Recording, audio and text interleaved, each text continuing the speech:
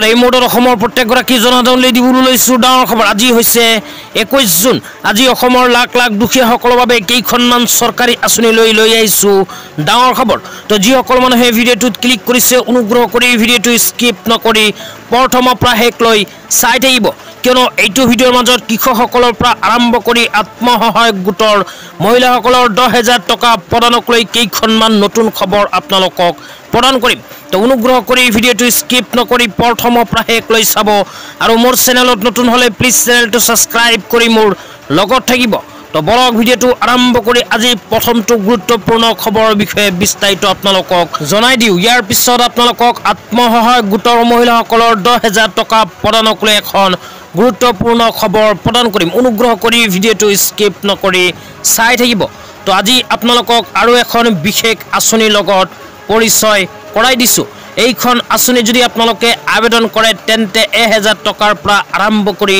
6,000কৈ টকা প্ৰতি মাহে লাভ কৰিব পাৰিব। তো পুৰুষ মহিলা উভয়ে কৰিব পাৰিব আবেদন। তো আবেদন কেনেকৈ কৰিব, ক'ত গৈ আবেদন কৰিব লাগিব, আবেদন কৰাৰ সময়ত কি কি প্ৰমাণ পত্ৰৰ প্ৰয়োজন হ'ব সবিস্তাৰে এতিয়া আপোনালোকক জনাইছোঁ, অনুগ্ৰহ কৰি চাই থাকিব। তো আঁচনিখনৰ নাম হ'ল APY আঁচনি। APY আঁচনি মানে হ'ল অটল পেঞ্চন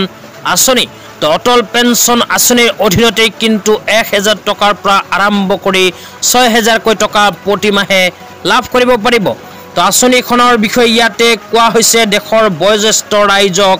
আয়ৰ সুৰক্ষা প্ৰদানৰ উদ্দেশ্যে অটল পেঞ্চন যোজনা প্ৰৱৰ্তন কৰিছে ভাৰত চৰকাৰে। এই আঁচনিৰ অধীনত 18ৰ পৰা আৰম্ভ কৰি 40 বছৰ বয়সৰ ভিতৰৰ ভাৰতীয় নাগৰিক প্ৰতি মাহে সামান্য বৰঙণি বিনিয়োগ কৰি বৃদ্ধ বয়সত আবেদন আৰু আয়ৰ সুৰক্ষা নিশ্চিত কৰিব পাৰিব এইখন আঁচনিৰ জৰিয়তে। তাৰপিছত আৰু কোৱা হৈছে, ইয়াৰ উপৰিও এই আঁচনিখন দেশৰ অসংগঠিত খণ্ডৰ শ্ৰমিকসকলৰ বৃদ্ধ অৱস্থাত এটা নিৰ্দিষ্ট আয়ৰ সুবিধা প্ৰদানৰ বাবে উৎসৰ্গিত। অটল পেঞ্চন যোজনাত কেনেকৈ আবেদন কৰিব পাৰিব আপোনালোকক সবিস্তাৰে জনাই দিম। তো আঁচনিখনৰ বিষয়ে ইয়াতে কোৱা হৈছে, যিসকল মানুহে 18 বছৰৰ পৰা আৰম্ভ কৰি 70 বছৰ বয়সৰ ভিতৰত সেইসকল মানুহে আবেদন কৰিব পাৰিব অটল পেঞ্চন আঁচনিত। অটল পেঞ্চন আঁচনিত আবেদন কৰাৰ পিছত সামান্য পৰিমাণৰ এটা মাহিলী বৰঙণি প্ৰদান কৰি কিন্তু 1,000 টকাৰ পৰা আৰম্ভ কৰি 6,000কৈ টকা প্ৰতি মাহে পেঞ্চন লাভ কৰিব পাৰিব আপোনাৰ যেতিয়া 60 বছৰ বা 70 বছৰ পাৰ হ'ব। তেতিয়া আপোনালোকক জনাইছোঁ আঁচনিখনত আবেদন কৰাৰ কাৰণে কি কি যোগ্যতাৰ প্ৰয়োজন হ'ব। তো যোগ্যতাৰ ভিতৰত 1 নম্বৰতে কোৱা হৈছে 18ৰ পৰা 40 বছৰৰ ভিতৰত যিকোনো নাগৰিকে আবেদন কৰিব পাৰিব অটল পেঞ্চন আঁচনিত। তাৰপিছত 2 নম্বৰত কোৱা হৈছে, এই আঁচনিৰ অধীনত পেঞ্চন উলিওৱা বা আৰম্ভ কৰাৰ বয়স 60 বছৰ। তো আপোনালোকে যেতিয়া অটল পেঞ্চন আঁচনিত আবেদন কৰিব, আবেদন কৰাৰ পিছত মাহিলী সামান্য পৰিমাণৰ বৰঙণি জমা দি 60 বছৰৰ পিছত কিন্তু এইখন আঁচনিৰ জৰিয়তে প্ৰতি মাহে লাভ কৰিব পেঞ্চন। তাৰপিছত কোৱা হৈছে, এখন ছেভিং বেংক একাউণ্ট থাকিব লাগিব আপোনালোকে যদিহে এইখন আঁচনিত আবেদন কৰিব বিচাৰে। তাৰপিছত কোৱা হৈছে, আবেদনকাৰীয়ে মন কৰিলে যিকোনো বেংক একাউণ্টৰ জৰিয়তেই কিন্তু এইখন আঁচনিত অন্তৰ্ভুক্ত হ'ব পাৰিব। তাৰপিছত আৰু কোৱা হৈছে, কৰ্মচাৰী ভৱিষ্য নিধি পুঁজি, কয়লা খনিৰ ভৱিষ্য পুঁজি, অসম চাহ বাগিচা ভৱিষ্য নিধি, চিমেন্স প্ৰভিডেণ্ট পুঁজি, জম্মু কাশ্মীৰ কৰ্মচাৰী ভৱিষ্য নিধি আৰু এনেধৰণৰ আন কোনো পুঁজিৰ সৈতে জড়িত নাগৰিক APY আঁচনিত আবেদন কৰিব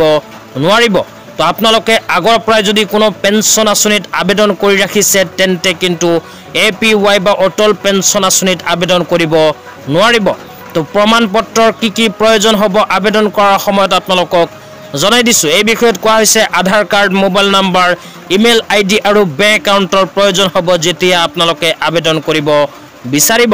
তো আবেদন কেনেকৈ কৰিব আপোনালোকক জনাইছোঁ, অনুগ্ৰহ কৰি ভিডিঅ'টো স্কিপ নকৰি চাই থাকিব। তো আবেদন কেনেকৈ কৰিব লাগিব এই বিষয়ে যদি আপোনালোকে জানিব বিচাৰে বা আপোনাৰ নামখন যদি অটল পেঞ্চন আঁচনিত আবেদন কৰিব বিচাৰে বা অন্তৰ্ভুক্ত কৰিব বিচাৰে, নিশ্চয় এইটো ভিডিঅ'ৰ কমেণ্ট বক্সত কমেণ্ট কৰি জনাই দিলে ইয়াৰ নেক্সট ভিডিঅ'ত আপোনালোকক সবিস্তাৰে জনাই দিবলৈ চেষ্টা কৰিম। তেতিয়া আপোনালোকক দিবলৈ লৈছোঁ আজি দ্বিতীয়টো খুবেই গুৰুত্বপূৰ্ণ খবৰ। অনুগ্ৰহ কৰি ভিডিঅ'টো স্কিপ নকৰি চাই থাকিব। তো আজি দ্বিতীয়টো খবৰ হল প্ৰধানমন্ত্ৰী কিষাণ সম্মান নিধি আঁচনিলৈ তো যিসকল পুৰুষ মহিলাই এতিয়ালৈকে প্ৰধানমন্ত্ৰী কিষাণ সম্মান নিধি আঁচনিত আবেদন কৰা নাই সেই সকল পুৰুষ মহিলাৰ কাৰণে আহি গল সোণালী সুযোগ তো এইটো ভিডিঅ'ৰ মাজতে আপোনালোকক মোবাইলৰ সহায়তে কিন্তু PM কিষাণ সম্মান নিধি আঁচনিত কেনেকৈ আবেদন কৰিব পাৰিব সবিস্তাৰে জনাই দিম তো এইখন আঁচনি যদি আপোনালোকে আবেদন কৰে তেন্তে পোনপটীয়াকৈ ৬০০০ টকা প্ৰতি বছৰ আপোনালোকৰ বেংক একাউণ্টত সোমাই দিব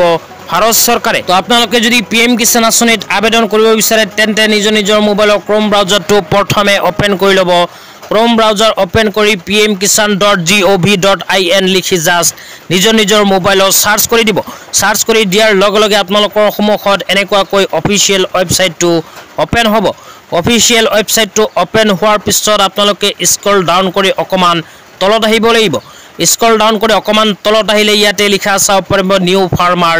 ৰেজিষ্ট্ৰেচন তো নিউ ফাৰ্মাৰ ৰেজিষ্ট্ৰেচন যে লিখা আছে এই অপচনটোত ক্লিক কৰি দিব ইয়াতে ক্লিক কৰি দিয়াৰ লগে লগে আপোনালোকৰ সন্মুখত নতুনকৈ আৰু এনে এখন ইন্টাৰফেস আহি যাব তো আপোনালোকক দেখুৱাইছো আপোনালোকৰ সন্মুখত এনেকুৱা ইন্টাৰফেস আহিব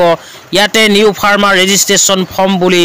লিখা চাব পাৰিব তো প্ৰথমে চাব পাৰিব দুটা অপচন এটা অপচনত লিখা আছে ৰুৰেল ফাৰ্মাৰ ৰেজিষ্ট্ৰেচন তো আপোনালোকে যদি গাঁও অঞ্চলত বসবাস কৰে তেন্তে ৰুৰেল ফাৰ্মাৰ ৰেজিষ্ট্ৰেচন অপচনত ক্লিক কৰিব আৰু যদি চহৰ অঞ্চলত বসবাস কৰে তেন্তে আৰবান ফাৰ্মাৰ ৰেজিষ্ট্ৰেচন যে লিখা আছে এই অপচনটোত টিক কৰি দিব কৰাৰ পিছত তলত আপোনালোকে নিজৰ আধাৰ কাৰ্ডৰ নাম্বাৰটো দিব লাগিব মোবাইল নম্বৰ দিব লাগিব তো এইখিনি দিয়াৰ পিছত আৰু অকমান তলত লিখা চাব পাৰিব স্টেট যে লিখা আছে স্টেট অপচনত ক্লিক কৰি আপোনালোকে 4 নম্বৰ চাব পাৰিব আসাম যে লিখা আছে আসামৰ ওপৰত আপোনালোকে ক্লিক কৰি দিব ক্লিক কৰাৰ পিছত ৰাইট সাইডে চাব পাৰিব কেপচা তো কেপচা কেইটা কেপচাৰ ঘৰত বহাই গেট OTP অপচনত ক্লিক কৰি দিলে কিন্তু আপোনালোকৰ মোবাইল নম্বৰত এখন OTP আহি যাব OTP টো অহাৰ পিছত OTP ঘৰত বহাই সাবমিট অপচনত ক্লিক কৰি দিলে আপোনালোকৰ সন্মুখত PM কিষাণ আঁচনিৰ এপ্লিকেশন ফৰ্মটো ওপেন হৈ যাব তো এপ্লিকেশন ফৰ্মটো ওপেন হোৱাৰ পিছত আপোনালোকে নিজৰ পাৰ্সোনেল ইনফৰমেশন দিব লাগিব বেংক একাউণ্টৰ ডিটেইলছ দিব লাগিব আৰু মাটিৰ তথ্য পাতি দি আপোনালোকে ফাইনাল সাবমিট অপচনত ক্লিক কৰি কিন্তু এপ্লিকেশন কৰিব পাৰিব তো মই আগতীয়াকৈ এপ্লিকেশন কৰি ৰাখিছো মই এতিয়া এপ্লিকেশন নকৰো আপোনালোকে এপ্লিকেশনখন এনেকুৱাকৈ কৰি দিব এপ্লিকেশন কৰাৰ পিছত ষ্টেটাস চাবলৈ আকৌ আপোনালোকে হোম পেজত গুছি আহিব হোম পেজত গুছি আহি স্ক্ৰল ডাউন কৰি তলত আহিলে বহুকেইটা অপচন চাব পাৰিব ইয়াৰ মাজৰ পৰা এটা অপচনত লিখা চাব পাৰিব সেলফ ৰেজিষ্ট্ৰেচন ফাৰ্মাৰ ষ্টেটাস তো সেলফ ৰেজিষ্ট্ৰেচন ফাৰ্মাৰ ষ্টেটাস অপচনত ক্লিক কৰি দিব ইয়াতে ক্লিক কৰি দিয়াৰ লগে লগে আপোনালোকক দেখুৱাইছো আপোনালোকৰ সন্মুখত নতুনকৈ এনেকুৱা ইন্টাৰফেস আহিব ইয়াতে লিখা চাব পাৰিব ষ্টেটাস অফ সেলফ ৰেজিষ্টাৰ্ড ফাৰ্মাৰ তো আপোনালোকে তলত আধাৰ কাৰ্ড নাম্বাৰ আৰু কেপচাটো বহাই সাৰ্চ অপচনত ক্লিক কৰি দিলেই আপোনালোকৰ এপ্লিকেশনটো একসেপ্ট হৈছে নে ৰিজেক্ট হৈছে আপোনালোকে ইয়াতে ষ্টেটাসখন চাব পাৰিব তো এনেকুৱা কৰি যি সকল মানুহে এতিয়ালৈকে PM কিষাণ আঁচনিত আবেদন কৰা নাই এই সকল মানুহে নিজৰ মোবাইলৰ সহায়ত কৰি ল'ব আবেদন তেতিয়া আপোনালোকক জনাইছো আজি তৃতীয়টো খুবেই গুৰুত্বপূৰ্ণ খবৰ আজি তৃতীয়টো খবৰ হল আত্মসহায়ক গোটৰ মহিলাসকলৰ বাবে তো যিসকল আত্মসহায়ক গোটৰ মহিলাসকলে 10000 টকা পোৱাৰ বাবে মুখ্যমন্ত্ৰী মহিলা উদ্যমিতা অভিযান আঁচনিৰ ফৰ্ম ফিলআপ কৰি জমা দিছে এই সকল আত্মসহায়ক গোটৰ মহিলাসকলৰ বেংক একাউণ্টত 10000 টকা কেতিয়া সোমাব এই বিষয়ে এতিয়া আপোনালোকক জনাই দিবলৈ চেষ্টা কৰিম অনুগ্ৰহ কৰি এই ভিডিঅটো স্কিপ নকৰি চাই থাকিব তো বহু মানুহে মোৰ ভিডিঅ'ৰ কমেন্ট বক্সত কমেন্ট কৰি জনাই আছে যে আত্মসহায়ক গোটৰ মহিলাসকলৰ 10000 টকাটো কেতিয়া সোমাব তো এই বিষয়ত আপোনালোকক জনাই দিছো অসম চৰকাৰে ইতিমধ্যে আত্মসহায়ক গোটৰ মহিলাসকলৰ মুখ্যমন্ত্ৰী মহিলা উদ্যমিতা অভিযান আঁচনিৰ ফৰ্ম সাবমিটৰ কাম আৰম্ভ কৰিছে তো বহু আত্মসহায়ক গোটৰ মহিলাসকলৰ মোবাইল নম্বৰত ইতিমধ্যে আহি গৈছে SMS লগতে যি সকল মোবাইল নম্বৰত এতিয়ালৈকে SMS অহা নাই সেই সকল মহিলাৰ মোবাইল নম্বৰটো অতি শীঘ্ৰে চলিত মাহৰ ভিতৰতে আহি যাব SMS তো এতিয়া আপোনালোকক কৈছো যে 10000 টকা কেতিয়া সোমাব তো এই বিষয়ত অসমৰ মুখ্যমন্ত্ৰী ডক্টৰ হিমন্ত বিশ্ব শৰ্মা ছাৰে কৈছিল যে আত্মসহায়ক গোটৰ মহিলাসকলৰ বেংক একাউণ্টত ইলেকশ্যনৰ কাম শেষ হোৱাৰ পিছতে 10000 টকা সোমাই যাব তো ইতিমধ্যে কিন্তু ইলেকশ্যনৰ কাম সম্পূৰ্ণ শেষ হৈ গৈছে বৰ্তমানে